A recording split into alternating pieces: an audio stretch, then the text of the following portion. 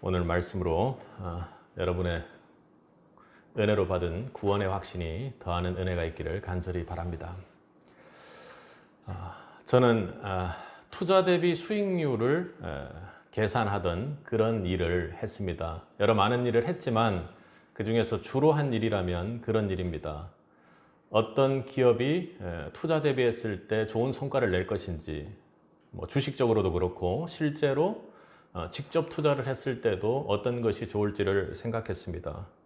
그래서 직접 투자의 경우에는 이 돈을 투자하면 이 원금을 회수하는 데 얼마가 걸릴까가 저에게는 가장 중요한 이슈였고, 그리고 주식 종목에서는 몇 개월을 투자했을 때 시장 대비 수익률이 얼마나 더 초과되게 얻을 수 있을까 하는 그런 것을 선택하는 일을 했습니다.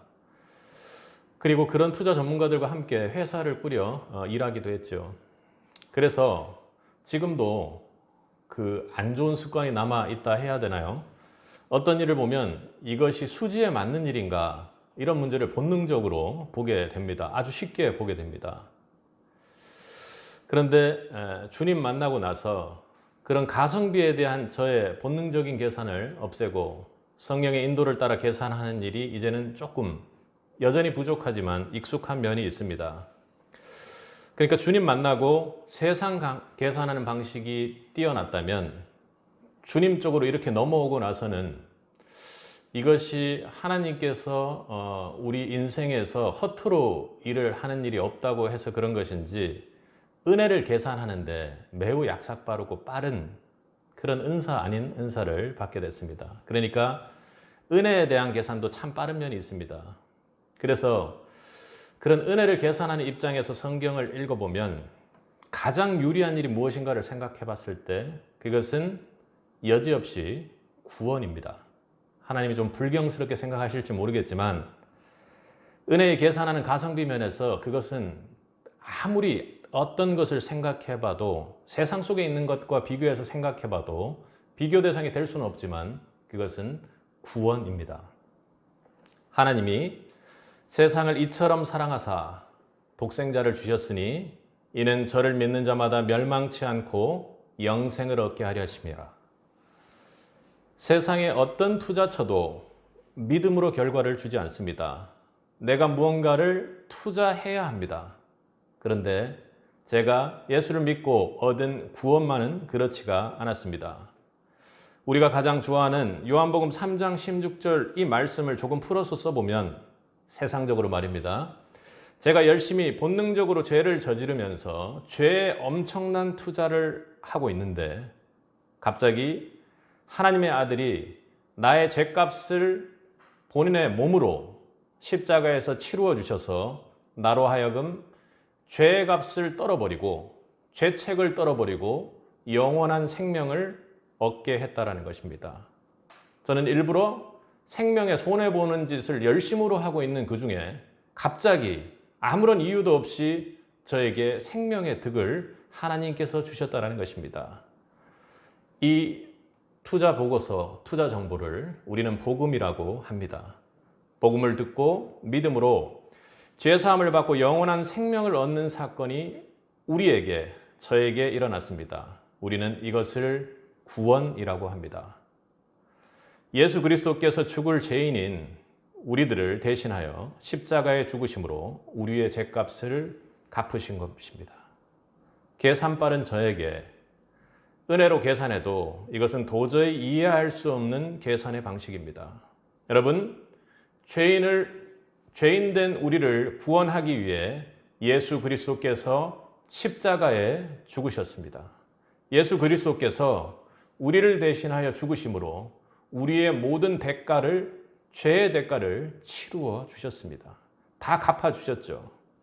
여러분이 할 일은 이제 이처럼 예수 그리스도께서 우리를 사랑하신 그 십자가를 믿음으로 받아들이고 구원을 얻는 것입니다. 그리고 우리를 구원하시기 위해 우리를 대신하여 죽으신 예수 그리스도를 구주로 믿고 감사함으로 섬기는 삶을 살아야 하는 것입니다. 그것이 당연하겠죠. 그것은 당연할 것입니다. 예수님은 우리의 죄값을 치르셔서 구원을 완전히 이루신 분입니다. 그럼에도 불구하고 구원에 대한 확신을 여전히 갖지 못하고 불안해하는 성도들이 있습니다. 참 많지요. 구원은 완전합니다. 그러기에 우리가 감동하지 않고는 견딜 수가 없는 것입니다. 앞서 세상 말로 투자처를 이야기했지만 어떠한 투자처하고도 비교할 수 없는 절대적인 완전성을 가지고 있습니다. 그걸 모르기에 감동도 없고 참 기쁨도 없고 소망도 없고 주님을 위한 충성된 종으로서의 충성심도 없는 모습입니다. 오늘 교회가 그렇고 오늘날 우리나라 교회의 성도가 그렇습니다. 그건 저도 예외가 아니죠. 오늘 본문은 예수 그리스도의 모형으로 보아스의 기업 무르는 과정, 구속의 과정을 볼 수가 있습니다. 그리하여 예수 그리스도 안에 성취된 우리의 구원함이 완전하다는 증거로 오늘 하나님께서 말씀으로 우리를 축복하십니다. 오늘 하나님은 우리 모두가 이 말씀을 통해서 은혜로 받은 구원의 완전함을 더욱 확신하는 계기가 되길 새빛을 축복하십니다. 여러분, 구원은 하나님께로부터 얻은 것입니다. 맞습니까? 오늘 룻기를 우리가 쭉 읽어오는 과정에서 아마도 하나님께서 말씀의 은혜를 주셔서 야, 은혜로 받는 것, 은혜가 먼저지 내가 무언가를 해서가 아니라 하는 은혜로 받은 믿음이 먼저지 하는 그 말씀에 대한 의미를 성령의 감동으로 우리가 영적으로 이해하게 되었을 것입니다. 룻기를 통해 구원의 처음과 마지막 모두 하나님의 은혜라는 것을 룻기 4장은 보여줍니다. 우리가 룻기 3장에서 보았던 것처럼 보아스에게 나갈 수 있도록 해준 것이 은혜라는 것을 보았습니다. 룻은 은혜로 기업 물을 구속의 자리에 있게 된 것입니다. 우리가 오늘 성전에서 예배드리고 하나님의 자녀라고 이야기할 수 있는 것이 은혜이지요. 여러분, 부자 청년 관원의 이야기를 아시죠? 누가복음 18장에 나오는 이야기인데요. 그는 권세도 있고 돈 많은 부자일 뿐만 아니라 특징이 뭐였습니까? 어릴 때부터 철저히 하나님의 계명을 지키며 살아온 모범적인 청년이었습니다. 영적인 일에도 관심이 있어서 제가 어떻게 하면은 영생을 얻으릴까 하고 예수님께 나와 물었습니다. 그러자 예수님께서 뭐라 하셨어요? 네가 가지고 있는 모든 재물을 팔아서 남들에게 나눠주라고 그렇게 말씀하셨죠. 그러니 근심 어린 모습을 하고 그렇게 돌아서 버렸습니다. 그때 예수님께서 그러니 부자가 천국 들어가는 것이 낙타가 바늘구멍 지나가는 것보다 힘들다 이렇게 했습니다. 그러니까 부자는 구원받지 말란 말인가 이런 어떤 느낌의 생각들이 있었겠죠. 거기에 함께 있었던 사람들이 그리하면 어떻게 하면 구원을 받습니까? 하고 예수님께 물었습니다. 그럼 누가 대체 구원받을 수 있습니까? 이렇게 물은 것입니다. 그때 예수님께서 뭐라고 말씀하셔요? 사람이 할 수 없는 것을 하나님은 하실 수 있느니라 이렇게 말합니다. 그러니 사람을 구원하는 것이 돈에 많고 적음, 명예에 높고 낮음, 그리고 가난한지 부자인지, 그리고 이 땅에서의 어떤 가지고 있는 조건 때문에 하는 것이 아니라 사람은 절대로 할 수 없을 때, 아무리 애를 써도 할 수 없을 때 하나님이 그것을 할 수 있다고 이야기하는 것입니다. 구원은 하나님이 하는 일이지 사람이 힘을 아무리 애써 모은다 해도 이룰 수 있는 것이 아니라고 말씀하신 것입니다. 삭개오는 앞서 말한 부자 청년과는 정반대로 하나님의 명을 지키지 않은 사람이었습니다. 그러니까 누가복음 18장을 보면 그 부자 청년 관원이 나오고 그리고 또 비슷하게 부자인 삭개오가 19장에 나옵니다. 그는 그러지 않았죠. 전혀 계명을 지키지 않은 사람이었습니다. 세리였죠. 오히려 자기의 권세를 가지고 남의 물질을 착취해서 부자가 된 사람으로 죄인이라 비난받았습니다. 그런데 예수님께서는 어때요? 삭개오의 집에 머무르고 그의 집으로 갑니다. 그러나 그는 예수님이 그의 집에 찾아옴으로 불러주시고 구원해 주셨습니다. 예수님은 이 일을 통해서 부자가 스스로 구원을 받을 수는 없었지만 하나님이 일하시면 죄인도 구원을 받을 수 있다는 것을 선명하게 보여주셨습니다. 그것은 바꾸어 말하면 구원을 이루는 일이 우리가 생각하는 시선과 우리가 생각하는 조건과는 전혀 다른 차원에서 하나님이 주도권을 가지고 일하신다라는 것을 우리에게 보여주신 것입니다. 우리 오늘 본문도 그런 내용을 볼 수가 있습니다. 우리 1절을 한번 읽어보겠습니다. 보아스가 성문으로 올라가서 거기 앉아 있더니 마침 보아스가 말하던 기업 물을 자가 지나가는지라. 보아스가 그에게 이르되 아무개여 이리로 와서 앉으라 하니 그가 와서 앉으매.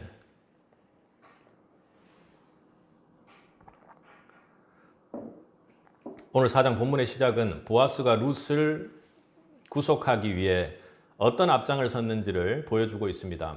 보아스는 고대 재판소 역할을 했던 성문에 의도적으로 올라갔죠. 그리고 기업물을 가까운 친족을 기다리며 찾았습니다.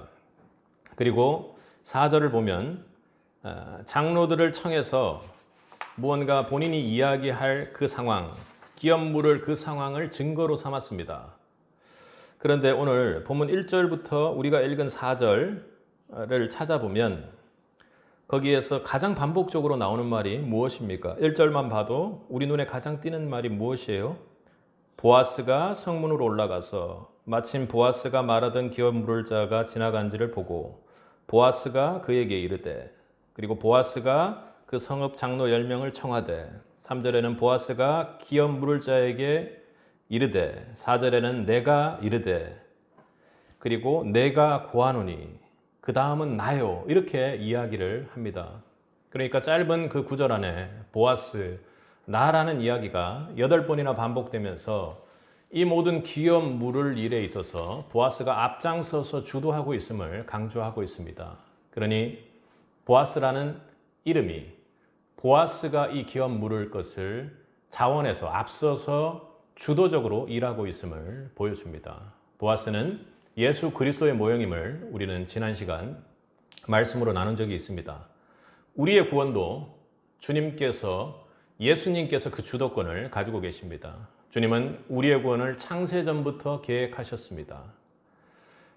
창세전에 그리스도 안에서 우리를 택하사 우리로 사랑 안에서 그 앞에 거룩하고 흠이 없게 하시려고 그 기쁘신 뜻대로 우리를 예정하사 예수 그리스도로 말미암아 자기의 아들들이 되게 하셨느니, 이렇게 말씀합니다. 창세전에 구원할 자를 예정했다는 핵심이 무엇입니까? 우리의 구원이 어느 날 땅에서 그냥 우연히 시작된 것이 아니라는 것입니다. 우리가 지금 운 좋게 예수를 믿고 예배당 앞에 나와 있는 것이 아니라는 것입니다. 성부 하나님이 주도권을 가지고 계획하시면서 시작되었다고 말씀하죠. 하나님이 구원하기를 꺼려했는데 마지못해 그냥 불쌍해서 어쩔 수 없이 구원한 사람은 아무도 없습니다. 모두가 하나님의 최상의 사랑과 기쁨의 대상입니다. 하나님은 우리 구원을 위해 먼저 예정하시고 사랑 안에서 기쁘신 뜻대로 구원하셨습니다. 또한 예수님께서 우리의 구원을 자원하셨죠. 누구에게 등 떠밀려서 한 것이 아니었습니다. 그는 근본 하나님의 본체이셨습니다. 하나님과 동등됨을 취할 것으로 여기지 않고 하늘 보좌를 버리고 오히려 자기를 비워 종의 형체를 가지사 사람들과 같이 되셨다고 말합니다. 기도하는 성도라면 우리가 낮아진다는 것이 얼마나 힘든지를 알게 될 것입니다. 부부 사이에 나를 조금이라도 낮추는 것이 얼마나 힘든 일입니까? 얼마나 기도를 해야 되는 일입니까? 얼마나 말씀 붙잡고 나를 쳐야 그게 가능한 일입니까? 친구 사이에도 마찬가지입니다. 자녀와 부모 사이의 관계에서도 자신을 낮춘다는 것 정말 쉽지 않습니다. 교회는 어떻습니까? 교회 안에서 우리는 각자의 일들을 위해서 기도하지만 서로 다른 사람을 위해 기도하고 나를 낮추고 다른 사람들의 장점을 보면서 닮아가려고 하는 모습이 얼마나 있습니까? 그런데 예수님은 하나님이십니다. 우리를 구원하기 위해 저 높고 영광스러운 하늘 보좌를 버리시고 이 땅에 가장 비천한 종의 모습으로 오기를 자원하셨습니다. 이것은 도저히 할 수 없는 일이 일어난 것이죠. 그런데 이 일을 자원해서 본인 스스로 능동적으로 의지적으로 하셨다는 것입니다. 그분은 임마누엘을 자원하셨습니다. 겸손하게 스스로 인간이 되어 오시기를 스스로 작정하셨다는 것입니다. 그 길 밖에 우리를 구원할 다른 방법이 없었기 때문입니다. 마치 물에 빠져 죽은 자를 건지기 위해서는 물에 들어가야 건져내듯 우리 예수님은 죄악 속에 빠져 죽는 우리를 구원하기 위해 자원하셔서 의지적으로 그냥 지나갈 수 있어요. 그런데 우리를 구원하기 위해 우리와 똑같은 사람이 되었습니다. 그래서 우리와 똑같이 마리아의 몸에 성령으로 잉태되셨고 우리와 똑같은 사람으로 탄생하신 것입니다.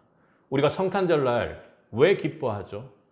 크리스마스 트리를 세우고 왜 기뻐하고 서로 선물을 나누죠? 그게 너무나도 기뻤어요.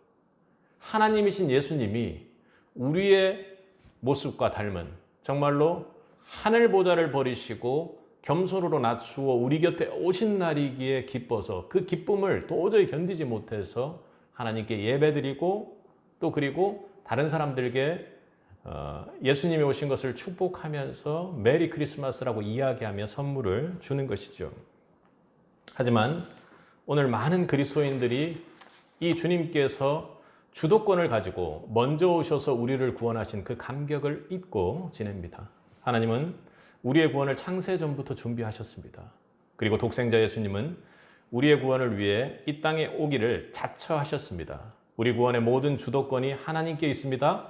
우리가 받은 구원이 온전히 하나님 은혜의 근거에 있음을 오늘 우리는 고백합니다.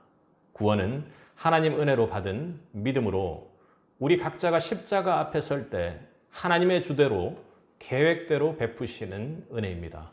아멘. 그냥 허투루 지나가다가 그냥 툭 던져주는 것이 아니라는 것입니다. 우리의 구원은 전능하사 천지를 만드신 하나님께서 주도하셨기에 완전합니다. 그분께서 주도하셨기에 완전합니다. 내 힘이 조금이라도 들어있다면 그것은 불완전할지 모릅니다. 그러나 하나님께서 먼저 나서서 우리 곁에 오셨기에 그분께서 하시는 일이기에 완전합니다. 마귀 공격에도 오늘 주님께서 이렇게 말씀하십니다. 내가 시작한 구원이야. 간섭하지 마. 내가 끝까지 끌고 가니 마귀에게 공격받을지라도 걱정 말고 끝까지 나에게 딸려와. 이렇게 말씀하시는 것입니다. 하나님의 은혜가 주도한 구원은 하나님 은혜가 이루어감을 여러분 믿으시기 바랍니다. 그분께서 지금도 우리를 위하여 친히 간구하시는 하나님이십니다. 아멘. 그러기에 우리의 구원이 완전함을 믿음으로 고백할 수 있는 것입니다. 우리 성도의 인생이 완전하신 구원의 하나님께 이끌려가길 간절히 축복합니다. 아멘. 요즘 그 TV를 보면 어려운 아이들을 도와주는 그렇게 후원하는 그런 광고들이 참 많습니다. 여러 그 단체들이 좋고 그리고 뭐 이렇게 한 아이를 이렇게 입양해서 그렇게 지원해주면서 잘 자라날 수 있도록 물질적으로 그렇게 지원하는 후원하는 그런 프로그램들이 많죠. 그래서 참 많은 사람들이 그렇게 합니다. 참으로 좋은 일이고 너무나도 큰 일입니다. 여러분 그런데 입양한다라는 것이 무엇입니까? 입양한다라는 것. 진짜 입양한다라는 것이 무엇일까요? 그 아이들을 입양하는 것을 입양한다고 표현하는데 우리가 실제로 입양하여 양자로 삼는 것과 그것은 근본적으로 다른 것이 있습니다. 무엇이 다를까요? 이렇게 생각해 볼게요. 한 100명 정도씩 이렇게 막 몇백 명을 그렇게 후원하시는 분들도 있는 것 같습니다. 너무나도 좋은 일입니다. 그분들을 절대로 폄하하려고 하는 건 아니고 그런데 만약에 그 아이들이 진짜 내 아이가 돼서 내가 가지고 있는 재산을 모두 100분의 1, 1000분의 1 그 아이들에게 물려줘야 된다면 여러분 어떡하시겠어요? 만약 그 아이들이 진짜 입양돼서 내 자녀의 호적에 올라와서 내 사후에 내 재산에 대한 상속권을 가지게 되는 아이들이 된다면 어떡하겠어요? 그래도 그걸 계속 하실까요? 당연히 그건 너무나도 힘든 일일 것입니다. 하지만 여전히 어려운 아이들을 위한 후원은 후원대로 높은 은혜로만 가능할 것이죠. 우리 4절 하반절을 한번 4절부터 한번 읽어볼까요? 4절부터 읽어보겠습니다. 내가 여기 앉은 이들과 내 백성의 장로들 앞에서 그것을 사라고 내게 말하여 알게 하려 하였노라. 만일 내가 물으려면 물으려니와 만일 내가 물으지 아니하려거든 내게 고하여 알게 하라. 내 다음은 나요 그 외에는 물을 자가 없느니라 하니 그가 이르되, 여기를 잘 기억하십시오. 그가 이르되 내가 물으리라 하는지라. 보아스가 이르되, 계속 읽겠습니다. 내가 나오미의 손에서 그 밭을 사는 날에 곧 죽은 자의 아내 모압 여인 룻에게서 사서 그 죽은 자의 기업을 그의 이름으로 세워야 할지니라 하니 그 기업 물을 자가 이르되 나는 내 기업에 손해가 있을까 하여 나를 위하여 물으지 못하노니 내가 물을 것을 내가 물으라. 나는 물으지 못하겠노라 하는지라.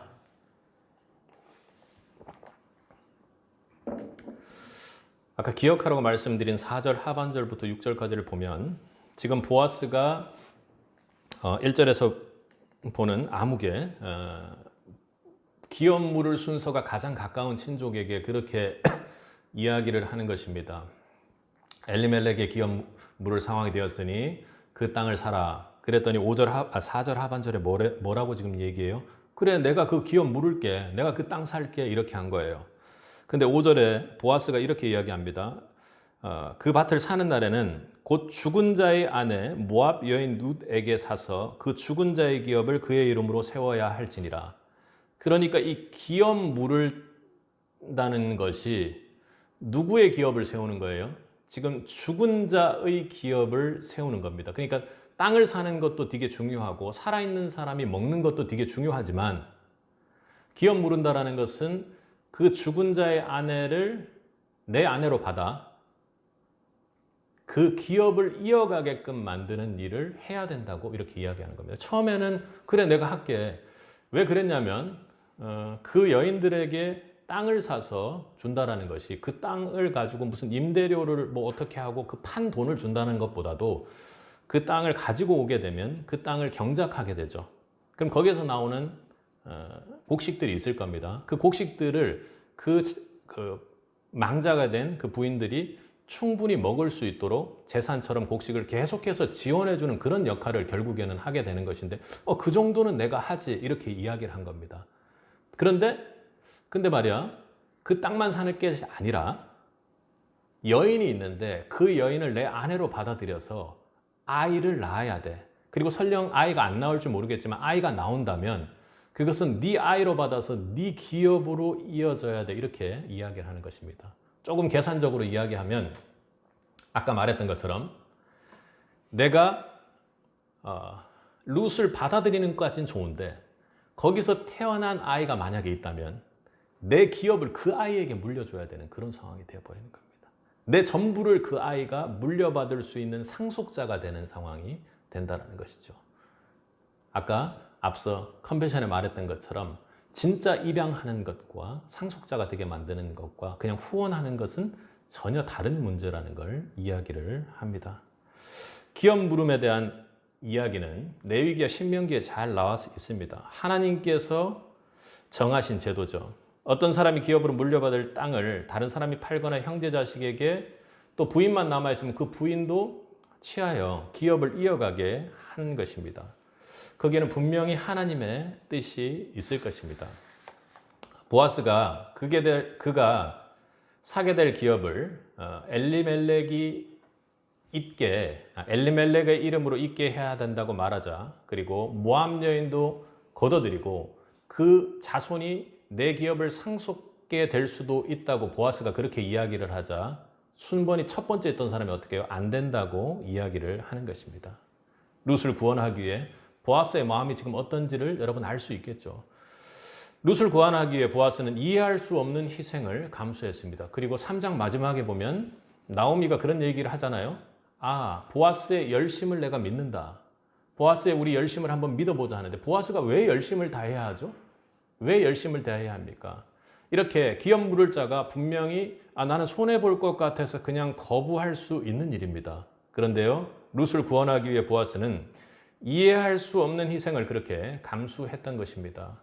아까 후원하는 문제에서도 그렇게 한다고 하니까 내가 그렇게 할 수 있을까? 그건 내 희생을 완전히 감수해야 되는 것인데 그게 가능한 것인가라고 우리는 생각할 수밖에 없습니다. 계산이 그렇게 돌아가는 것이죠. 그리고 위험도 따를 수 있고 보아스도 그것을 알았을 것입니다. 그럼에도 불구하고 그는 자원하는 마음, 기꺼이 하겠다는 마음을 가지고 룻을 구속하는 일에, 기업 물은 일에 앞장섰습니다. 보아스는 자청해서 기업 물을 마음을 가지고 있었던 것이죠. 예수님도 저와 여러분을 구원하기 위해 이해할 수 없는 희생을 감수하셨습니다. 앞서 말했듯 하늘 보좌를 버리셨습니다. 그리고 십자가를 향한 하나님의 뜻에 순종했지요. 피로 제사하는 하나님의 그 방식을 따르셨습니다. 죄와 흠이 없는 예수님이 어린 양으로 희생 제물이 되셨습니다. 그리고 나의 죄값을 치르기 위해 십자가의 고난을 감수하셨습니다. 여러분, 그보다 더한 값이 없습니다. 우리의 죄를 구속하기 위해 자신의 몸을 아끼지 않고 십자가의 모든 피와 몸을 전 영혼을 쏟음으로 우리의 죄값을 치르셨습니다. 구원은 하나님이신 예수님의 피로 치룬 그 구원이기에 완전합니다. 더한 값을 치를 필요가 없습니다. 그것 자체로 완전합니다. 영원한 기업을 이어가게 되는 것입니다. 그리하여 죄만 사하여 주신 것이 아니라 영원한 하늘 기업을 받는 상속자가 되도록 우리를 받아주신 것입니다. 그러니까 앞서 말한 무명의 기업 물을 자와 보아스의 차이, 그리고 참으로 좋은 일이고 너무나도 좋은 일이지만 아이들을 후원하는 것과 우리가 하나님의 기업 물을 자가 돼서 상속자가 되어 진정으로 입양된다는 것이 어떻게 다른지를 여러분이 꼭 아셔야 됩니다. 그러므로 구원받은 자가 하나님을 섬긴다, 교회를 섬긴다, 땅의 것을 하나님의 것으로 바꾸어 드린다는 것은 아까울 것이 없습니다. 왜요? 우리는 십자가의 그 은혜를 받은 사람입니다. 십자가의 보혈의 그 값어치를 치르고 구원을 받은 자이기 때문에 그렇습니다. 다 드려도 아까움이 없습니다. 저의 은사 받은 빠른 계산상 그렇습니다. 시간 물질을 다 드려도 아까움이 없습니다. 완전하게 치루어 주신 십자가의 피값을 무슨 수로 갚을 수가 있겠습니까? 예수님은 하늘 것을 다 바꾸어 땅에 있는 우리를 구원하기 위해 하늘 것을 내려다가 땅에 있는 그 모든 죄값을 치르기 위해 십자가에 바쳤습니다. 그 값을 치루었습니다. 여러분은 예수님이 치르신 보혈의 값을 무엇을 드림으로 갚을 수가 있겠습니까? 조금 구체적으로 계산해 보라는 교훈이, 내가 이 땅에서 살면서 구원을 정말로 값어치 있게 생각하는지에 대한 구체적인 교훈이 부자 청년 관원과 삭개오의 구원의 차이에 있는 것입니다. 부자 청년은 다 팔라 했지요. 그런데 근심 어린 얼굴로 돌아가 버렸습니다. 그에게 구원은 자신이 가진 재산보다 값어치가 없는 것이기 때문에 진정한 영생의 가치가 무엇인지를 모르는 자는 그렇게 구원 앞에서 돌아서고 말았습니다. 그런데 삭개오는요, 절반을 가난한 자를 위해서 주겠다고 했습니다. 그리고 갑절을 손해배상하겠다고 했죠. 제가 갑자기 생각했는데 왜 삭개오가 절반만 준다고 했을까? 그런 생각했어요. 그래서 몇 가지 생각을 해봤더니, 그래, 절반을 주지 않고 다 주면 자기가 생각해도 나 때문에 갑절로 몇 배나 손해본 사람들이 엄청나게 많을 텐데 아마 그 돈을 돌려주지 못했을 것이다, 그렇게 생각했을 것입니다. 그러니까 지금 내가 가지고 있는 돈을 부당하게 얻은 돈들이 많으니 그 모든 것을 다른 사람들에게 주겠다고 지금 이야기하는 것입니다. 왜요? 내가 받은 구원이, 내가 정말로 부자이고 내가 이 땅에서 정말 죄인 취급받으면서 그렇게 꽁꽁 묶어놨던 모아놨던 그 돈들이 예수님이 나를 불러주시고 우리 집에 오심으로 내가 구원받음으로 그것보다 훨씬 더 큰 가치를 받았기 때문에 그렇게 말할 수 있는 것이 아닙니까? 여러분, 땅의 것을 바꾸어 하늘 것으로 드린다라는 것은 그냥 내가 땅의 것을 가지고 11조를 드리고 땅의 것을 많이 벌었기에 부자가 되어가지고 누군가를 도와주고 땅의 것을 가지고 교회를 위해서 헌금하고 그리고 교회 건축을 위해서 돈을 내고 너무나도 귀한 일이고 소중한 일입니다. 그런데 그것이 땅의 것을 하늘의 것으로 바꾸어 드리는 것이 아니라 구원받은 자가 이 땅에 살면서 땅의 것을 사용하는 것이기에 구원받은 자가 예수의 피값을 치룬 그 구원을 받은 자가 그 완전한 구원을 받은 자가 그 어떠한 것도 비교할 수 없는 그 값어치의 구원을 받은 자로 사용하는 이 땅의 것이기에 하늘 것으로 바꾸어 드리는 줄로 믿습니다. 제 생각에는 삭개오가 모든 그 가지고 있는 재물을 하늘 것으로 바꾸어 드리는 은혜를 누렸을 것입니다. 그것은 교회에 헌금한다, 누구를 돕는다 해서 물질을 쓰는 것만을 이야기하는 것이 아닙니다. 구원받은 백성으로서 땅의 것을 하늘의 것으로 바꾸어 드리는 그런 삶을 그가 살았다는 것이죠. 여러분, 이 땅에서 받은 인생이 무엇이 있습니까? 무엇이 있어요? 여러분이 이 땅에서 살면서 하늘 천국과 다른 무엇이 있습니까? 무엇이 있죠? 하늘 천국에는 물질이 우리에게 부족하거나 먹을 것이 부족하거나 그런 일이 없습니다. 그런데요, 이 땅에서는요, 물질에 대한 욕심이 있습니다. 그리고 하늘 천국은 어때요? 영원한 생명이 있는 곳입니다. 그런데요, 우리는 이 땅에서 유한한 시간을 가지고 있습니다. 그런데 여러분이 십자가의 피값, 하늘 보좌를 버리시고 온 예수님이 치르신 그 십자가의 가치를, 그 구원의 가치를 아는 사람이라면 그것을 어떻게 쓸까 고민해 보아야 하는 것입니다. 내가 하늘 것으로 쓰고 있는지, 구원받은 자로서 사용하고 있는지를 보아야 합니다. 제가 오늘 계산 문제를 얘기를 했으니까 좀 더 심각하게 계산해 보면 여러분의 재산 그리고 여러분의 시간은 누가 혜택받아요? 여러분에게 주어진 재산과 여러분에게 주어진 시간은 누가 혜택받습니까? 가장 가까운 사람들이 혜택받습니다. 여러분에게 가장 가까운 사람들 누구죠? 가족이면 우리 각자들의 가족은 4, 5 정도 있겠죠. 그리고 4, 5 그리고 우리 부모님까지 합쳐서 좀 더 많겠죠. 어디까지 확대할 수 있으세요? 내 재산과 내 시간을 나누어서 준다면 어디까지 확대할 수 있을까요? 한 10명 정도 확대할 수 있다고 칩시다. 그러면 그 10명에게 여러분에게 재산을 모두 물려주고 시간을 줄 수 있습니까? 가만 생각해보고 안 되는 사람을 또 다시 줄여보세요. 그럼 한 5명 정도가 될 겁니다. 그러면요, 그 중에서 우리가 땅의 것을 하늘의 것으로 바꿔드리라 할 때 가까운 사람, 사역으로서의 충분히 하나님께서 맡긴 책임이 있기 때문에 그들을 먹이고 입히고 하나님의 영광으로 복누리도록 만들어야 됩니다. 그렇다면요, 나머지 것들은요, 하나님 몫을 여러분들이 갚아보면 어떨까요? 정말로 도전할 필요가 있습니다. 내가 세상 사는데 그런 경각심을 가지고 사는 거예요. 삭개오는 보자마자 그런 일을 했는데 그게 우리 삶 속에서 어렵다면 내가 이 땅에서 받은 물질과 그리고 시간 딱 정확하게 2가지입니다.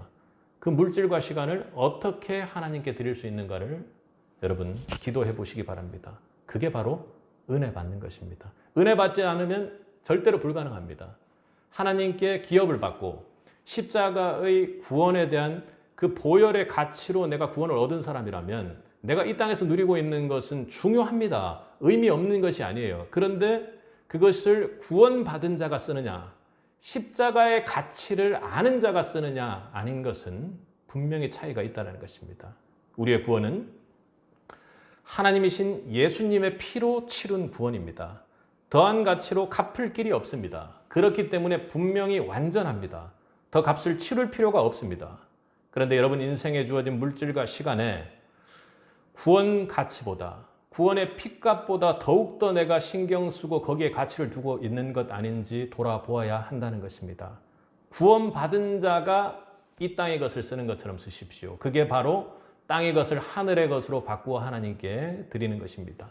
거기에 부자 청년 관원처럼 근심하지 마시기 바랍니다. 그것은 예수님의 피값을 가치 없게 하는 것이기 때문입니다. 완전한 보혈의 피값을 새기는 세빛이 되기를 간절히 바랍니다. 아멘.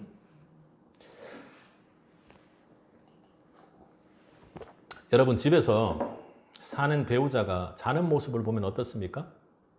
가끔 혼자서 배우자를 묵상할 때 있으세요? 어떠세요? 무슨 생각 드세요? 아마 둘 중 하나일 겁니다. 보세요.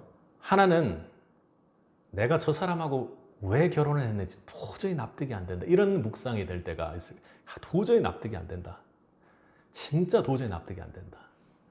그런데 간혹 그 상대 배우자에게 좀 사랑을 받거나 은혜를 받은 사람이 있다거나 혹은 기도에서 너무 은혜를 받아서 이런 생각하는 분도 있을 거예요. 저 사람이 도대체 나 같은 사람하고 어떻게 결혼했을까? 나 같은 사람을 선택해서 어떻게 사랑해줬을까? 이런 생각을 하는 둘 중 하나일 겁니다. 여러분 어떤 쪽이세요? 사랑이 그렇습니다. 한쪽을 바라볼 때 도저히 이해가 안 가는 일이 있습니다. 그럴 수 있겠네요. 야, 내가 저 사람 너무 사랑해가지고 첫 번째 얘기했던 것처럼 내가 너무 사랑해서 내가 왜 이렇게 사랑하는지 이해가 안 된다 이럴 수도 있겠네요. 사랑이라는 것이 그렇습니다. 도저히 이해 안 가는 부분이 있습니다. 여러분 어느 쪽인지 묻진 않을게요. 이해 안 가는 일이지만 거기에는 분명히 사랑이 있기에 시작된 인생일 것입니다. 오늘 보아스를 바라보면 앞서도 봤지만 참으로 이해되지 않는 모습이 있습니다. 3장 18절에 루키 3장 18절에 오늘 이 일이 성취하기 전까지는 그 사람이 쉬지 아니하리라 하는 것이 그냥 확정적으로 나오미의 입에서 나오는 것인데 참 이해 안 됩니다. 그런데 4장 1절 시작하자마자 보아스가 성문으로 올라가서 거기 앉아가지고 지금 어떻게 해요? 자원에서 올라가서 두리번거리면서 가까운 친족을 찾기 시작하는 것으로 시작되는 것입니다. 보아스가 왜 이렇게 열심히 하죠? 아까 얘기했던 것처럼. 그리고 5절까지 사람들을 모아놓고 막 설명하죠.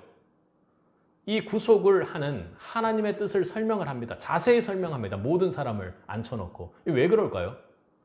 기업 물을 자를 가서 묻고 이야기하고 된다 하면은 불러가지고 이렇게 했는데 열심히 너무 심한 거예요. 싹 다 불러서 기업 물을 상황 만든 다음에 증인들까지 세워서 하나님의 법도대로 그렇게 하는 겁니다. 근데 물을 때 그런 거 좀 못 느꼈어요? 단계적으로 묻잖아요. 땅을 사라. 그러니까 기업 물을 자가 땅 산대요. 근데 그 다음 말이 뭐래요? 야, 근데 그 땅만 사면 될 게 아니라 모함 여인이 있어. 그 여인까지 네가 사서 생명을 주고 상속자까지 만들 거야? 라고 묻는 거예요. 너 그거 못할 걸? 이렇게 묻는 것 같습니다. 나는 할 수 있는데 아마 그거 보통 생각으로는 도저히 못할 걸 이렇게 이야기하는 것 아닙니까? 그리고 장로들 모아서 증거합니다. 내가 이 집 기업을 무르고 룻을 사랑함으로 룻을 내 여인으로 받아들이겠다는 이야기를 하는데 조금도 주저함이 없는 것입니다. 그러니까 공개 프로포즈 같은 걸 하는 거죠. 이 사람하고 있다가 잘못되면 어떡하려고 이런 생각이 전혀 없습니다. 그냥 확신에 찬 행동을 하는 것이죠. 모든 사람이 보는 앞에서. 그가 생각한 것이 어디까지입니까? 우리 12절을 한번 보겠습니다.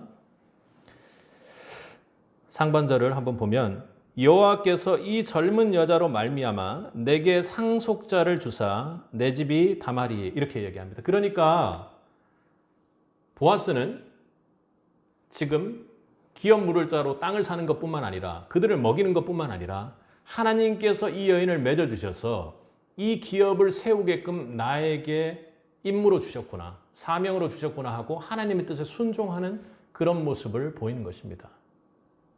이 여인을 낳은 아이가 하늘 기업을 이어갈 것이다. 내 모든 복을, 이 모든 기업을 이 여인을 통해서 생기는 그 상속자를 통해 물려줄 것이다. 아멘. 그렇게 지금 고백하고 증거하고 있는 것이 아닙니까? 다른 사람들 손가락질 할 수 있습니다. 하늘 보좌를 버리고 올 때 그때 누군가를 뜯어 말리는 사람이 있었을지도 모릅니다. 왜 그러냐고 도저히 이해할 수 없는 그 사랑을 하는 가운데 손가락질 받았을 수 있습니다. 야, 그러다가 네 모든 재산 날려. 그리고 이방의 여인과 결혼해가지고 그렇게 한다는 게 그게 될 일이야 하고 사람들이 손가락질 했을 수 있습니다. 그러나 보아스는 룻을 열정적으로 사랑했습니다. 고엘제도 안에 있는 하나님의 자기 백성을 향한 사랑하는 긍휼과 자비를 그는 알고 있었습니다. 그리고 룻을 사랑하며 룻에 대한 사랑을 확신했습니다. 그래서 모든 사람 앞에서 주도적으로 기업 무르는 일에 열심을 다했죠. 그리고 아무도 하지 못할 기업 무르는 일을 내가 하겠다고 만인 앞에 고백합니다. 어떤 희생을 치르더라도 룻의 가정은 내가 기업 물을 거야 하고 지금 이야기하고 있는 것입니다. 그건 보아스에게 희생이 아니기 때문입니다. 왜요? 이해할 수는 없지만 보아스의 룻을 향한 사랑은 그러했습니다. 예수님도 저와 여러분을 이처럼 사랑하셨습니다. 이해가 안 됩니다. 안 되는 이유를 대라면 저는 100개도 1000개도 넘게 될 수 있을 것입니다. 왜요? 사단이 예수님이 너를 사랑한다고 하는 그 믿음을 깨트리기 위해 매일매일 정말로 큰 저에 대한 죄의 이유로 그렇게 저를 공격하기 때문입니다. 그러나 제가 구원받을 수 없는 이유보다 분명한 것은 예수님께서 저를 사랑하시는 이유가 무조건 크다라는 것을 저는 확신합니다. 믿습니다. 그것은 완전한 구속입니다. 그리고 예수라는 핏값을 치렀습니다. 그리고 그 사랑은 도저히 끊을 수 없는 사랑이기 때문에 그렇습니다. 우리 구원의 근거는 오직 예수님의 우리를 향한 사랑에 있습니다. 여러분, 완전히 구원받았다는 근거를 어디에서 찾을 수 있습니까? 여러분의 믿음입니까? 여러분의 신앙 체험입니까? 여러분의 행위입니까? 여러분의 기도입니까? 그것이 무엇이든, 그것이 어떤 것이든, 그리고 그것이 얼마나 큰 선행이고 좋은 일이건 거기에서 구원을 찾는다는 것은 여러분이 구원을 확신치 못하게 할 것이고 잘못된 구원의 확신일 것입니다. 우리의 구원의 근거는 오직 우리의 구원자 예수 그리스도에게 있습니다. 십자가 주님이 우리를 향한 사랑에 있습니다. 그것만이 완전합니다. 예수 그리스도께서 죄인인 나를 구원하고자 작정하셨다는 사실, 어린 양 대신 예수님이 십자가의 보혈로 나의 죄값을 완전히 치르셨다는 그 사실, 그분께서 지금도 나로 함께 하시며 마지막 날까지 영원히 나를 온전케 하실 것이라는 그 확신, 이 모든 구원의 은혜가 내게 주어졌습니다. 말 그대로 한 것 없이 그냥 주어진 것이죠. 내 인생에서 가장 큰 횡재입니다. 뭐 더한 말이 없어서 그렇지만 무엇과도 바꿀 수가 없습니다. 오직 나를 사랑하는 신은 하나님께서 나에게 은혜를 베푸셔서 아들을 내어주셨습니다. 이처럼 사랑할 수 있는지, 제가 받아도 되는지 도저히 이해할 수 없습니다. 어떻게 할 수가 없는 것이죠. 로또를 맞거나 제가 투자한 기업이 상장해서 얻는 수익률과는 도저히 비교할 수 없는 일이 내게 일어났다는 것이 참으로 믿기지 않는 것이 성도입니다. 제가 그런 성도이고 여러분이 그런 성도입니다. 우리가 아직 죄인 되었을 때 그리스도께서 우리를 위하여 죽으심으로 하나님께서 우리에 대한 자기의 사랑을 확증하셨느니라. 누가 우리를 그리스도의 사랑에서 끊으리요? 환난이나 공고나 핍박이나 기근이나 적신이나 위험이나 칼이랴. 그러나 그것이 아무리 믿기지 않을지라도, 이처럼 말도 안 되는 사랑일지라도 그 어떤 것도 예수님의 저를 향한, 여러분을 향한 사랑을 끊을 수가 없습니다. 우리 인생에서 그 어떤 것이 나타나 우리에게 두려움으로 미혹하고 공격할지라도 우리를 향한 예수 그리스도의 사랑을 1.1핵도 해할 수 없다는 것을 믿을 수 있기 바랍니다. 그분의 사랑은 2000년 전에 완전했고 지금도 완전하며 영영이 완전할 것이기 때문입니다.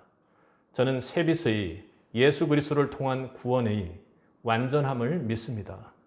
그분의 저를 향한 사랑을 믿기 때문에 여러분을 향한 그분의 사랑 또한 확신합니다. 저는 인생에서 그만한 대접을 받은 적이 없고 앞으로도 없을 것이라 확신합니다. 그러나 제가 주님을 만나고 주님께 구원받고 주님의 그 은혜 안에 거하는 한은 언제고 그 대접을 받는 자가 저라는 사실 또한 믿습니다. 그래서 남은 생에 전부를 내어드릴 결단을 다시 한번 오늘 말씀을 준비하면서 합니다.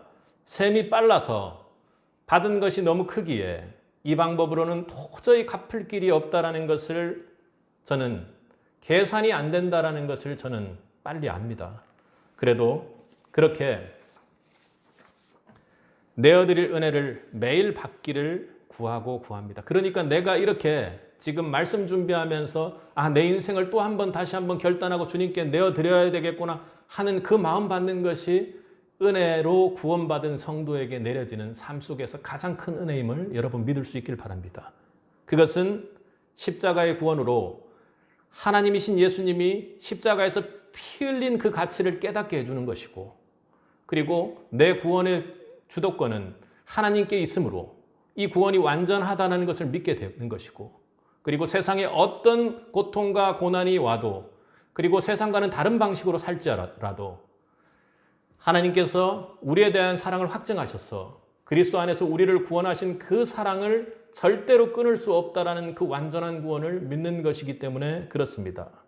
저는 정말로 열심히 죄를 짓고 있던 사람입니다. 그런데 갑자기 이해 못할 십자가의 은혜를 제가 받았습니다. 예수님이 나를 구속하심으로 죄로 죽어가는 제가 영원한 생명의 구원을 받았습니다. 좀 불경스럽고 경망스러운 말이었지만 도저히 그 가치를 따질 수 없는 수익을 거뒀습니다. 주님은 나의 완전한 구속자입니다.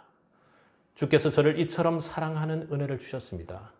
이 십자가의 완전한 구원이 우리 세빛의 영영한 믿음의 고백이 되기를 주님의 이름으로 간절히 축원합니다. 함께 기도하겠습니다.